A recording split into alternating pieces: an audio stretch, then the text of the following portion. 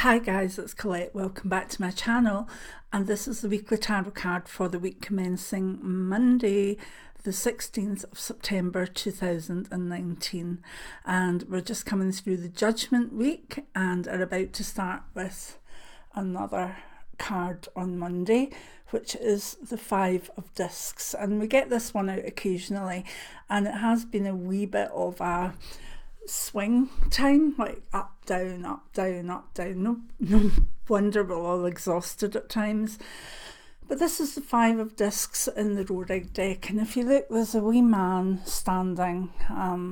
It's like a weightlifter, and he's sort of holding these 5 discs up in the air, and at first look it looks as though he'll be able to hold them.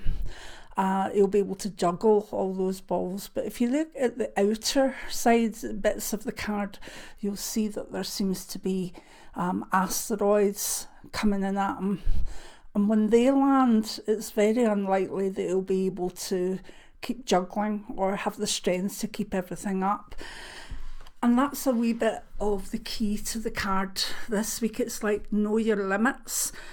If you've got a lot going on in your life, the best advice on this card, and it can be used in a warning way, the best advice that we can give you is know your limitations.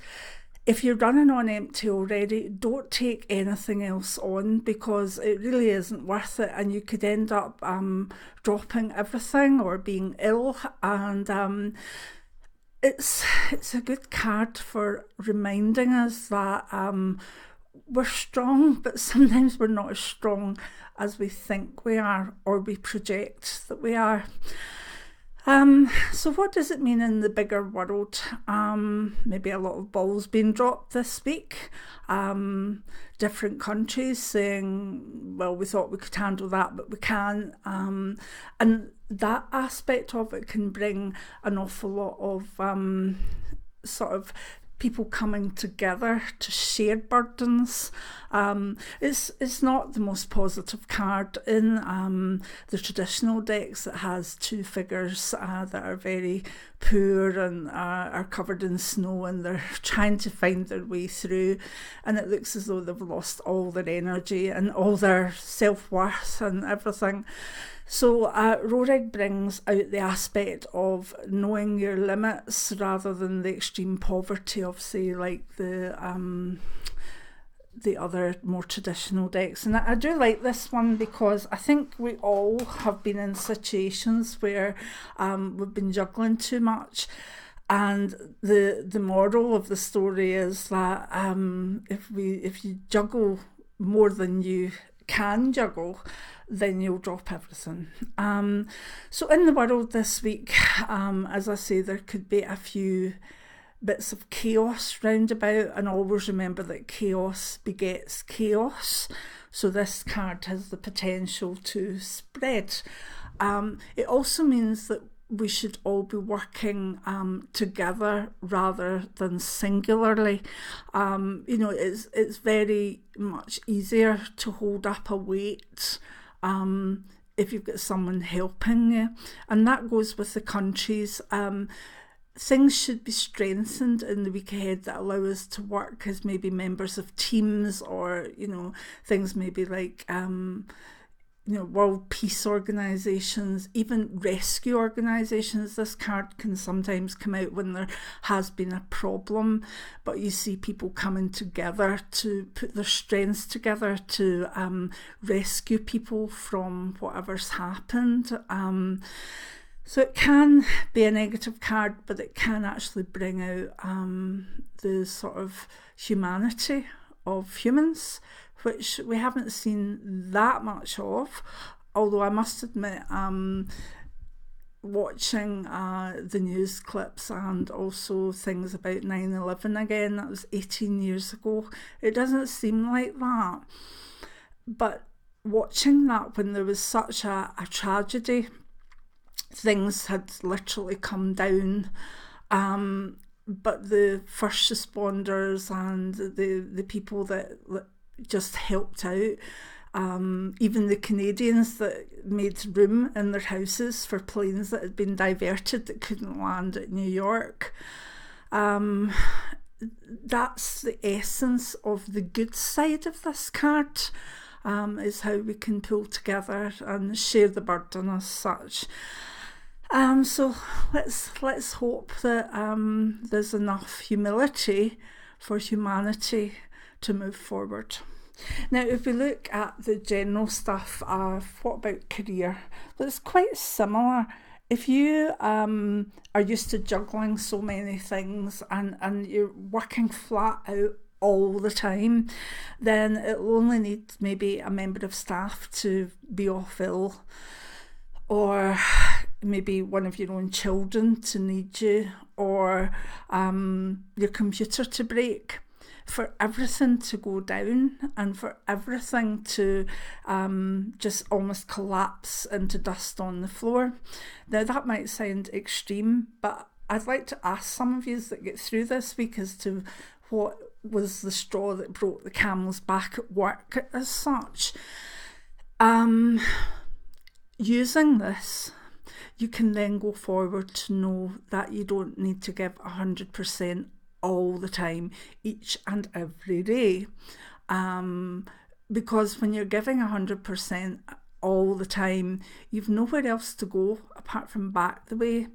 So it's important you don't just give 40%. I don't mean that, but what I'm really saying is that if you can give like 85% and work really, really well, but holding something in reserve, holding energy in reserve, holding your even creativity in reserve, allowing yourself to know that you have reserves will take you forward after maybe a lesson on this card, or just go into the week thinking, you know what, I will pace myself and I will make sure that I'm not at 100%, because then when something else is added on, everything will get dropped, okay? So it's not a particularly good card for a new job or, you know, doing this or instigating new things. It's mainly about looking at the longer term as to what your strengths are and how you can use them in the best way for you and for your organisation. If we look at health, again, it's discs, so there's a lot comes through about the discs in the back. Also the way that this man is holding, let's see if this camera, is holding the bottom two discs, is really putting a lot of weight on his shoulders and across that top part of the back and the neck. So this is my card that, you know, says don't take too much pressure on your neck. And that too can even be a warning for exercise. Maybe if you are weightlifting, again, don't go above what you know you can handle. Or if you are doing some sort of physical movement, find out what your limitation is and maybe ask for help from someone in the gym that knows what they're doing, or sign up for some sort of plan. But from a mental health point of view, and I know it's a disc card, so it shouldn't really be, you know, it should be more practical, more physical, more earthy. But it is worth noting with the mental health aspect that a lot of people with mental health issues are just managing. And because they're just managing, people assume that they're always all right, and they presume that you know, the chirpiness that they have or the standard that they're adhering to is manageable longer term. And with certain mental health issues, it's not. It's almost a mask that's put on. It's a way that people move forward and almost kid themselves on. So anyone with mental health issues this week, know your limitations. If you feel that you're starting to go under a wee bit, don't allow yourself to say yes to too many things, because other things in your life will then be dropped. It's really important that you put your own limitations first with this card for mental and physical health.